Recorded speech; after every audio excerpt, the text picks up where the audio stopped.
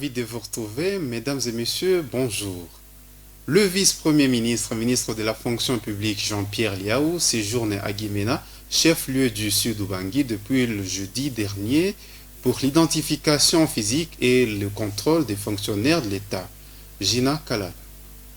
Le vice-premier ministre, ministre de la fonction publique de la RDC Jean-Pierre Liaou, dans le Sud-Ubangui pour superviser l'opération d'identification physique et des contrôles biométriques des fonctionnaires de l'État. Cette initiative vise à moderniser et à renforcer l'administration publique du pays en garantissant la présence effective des fonctionnaires sur leur lieu de travail et en éliminant les cas de fraude et abus. Accompagné d'une forte délégation des hauts responsables du ministère, le ministre Liaou au cours de cet événement à Guémena, chef-lieu du Sud-Ubangui depuis jeudi, dans son discours prononcé devant la foule venue pour l'accueillir à l'aéroport national de Guémena. Le VPM a fait savoir que sa mission dans cette partie du pays s'inscrit dans les cadres des procédés à l'identification physique et au contrôle des fonctionnaires. Ici, de signaler que cette identification physique et les contrôles biométriques des fonctionnaires de l'État vont aussi permettre au gouvernement congolais de maîtriser leurs effectifs afin de procéder à la paye de leurs salaires dans tous les prochains jours.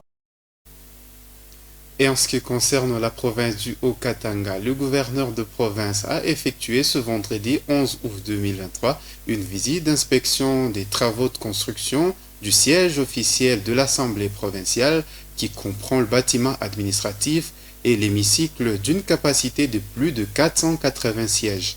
Jacques Yaboula Katwe a été conduit dans cette visite par le président de l'organe délibérant, Katebengo et Michel, et la questeur Yvonne Mouelois. Suivez ce reportage de Trésor Kazadi et Pierre Mbaya.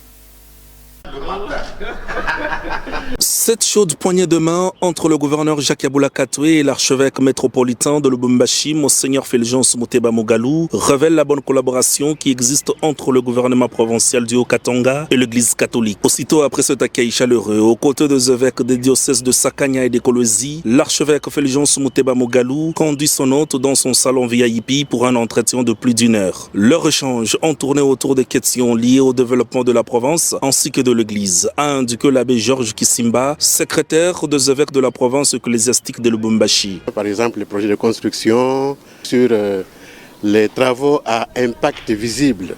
Tous les évêques ont reçu ces projets-là et puis ils en ont discuté avec le gouverneur pour voir comment est-ce qu'on peut, que lui aussi soit au courant de cela qu'il voit et qu'il puisse aussi voir comment est-ce qu'au niveau de la province, on peut faire des travaux pareils. Par la même occasion, l'évêque du diocèse de Kolwezi, Monseigneur Richard Kamba Kazadi, a remercié le gouverneur de province, Jacques Yaboula Katwe, pour son implication dans la réussite du 3e congrès eucharistique national qui s'est tenu à Lubumbashi du 4 au 11 juin dernier. Exprimer de vive voix nos remerciements pour son implication quant à l'organisation et à la célébration du 3e congrès eucharistique national et aussi pour plusieurs activités et actions relatives à la vie de notre province ecclésiastique de Lubumbashi. Puisqu'il ne faut pas seulement être bénéficiaire des générosités de quelqu'un, il faut aussi savoir remercier.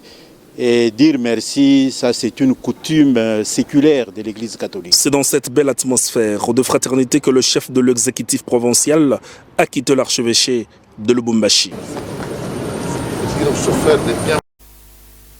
Fin de ce bulletin d'information, l'actualité est en continu sur la bande défilante. À 20h pour le journal Mariam Soni et moi j'aurai le bonheur de vous retrouver avant longtemps.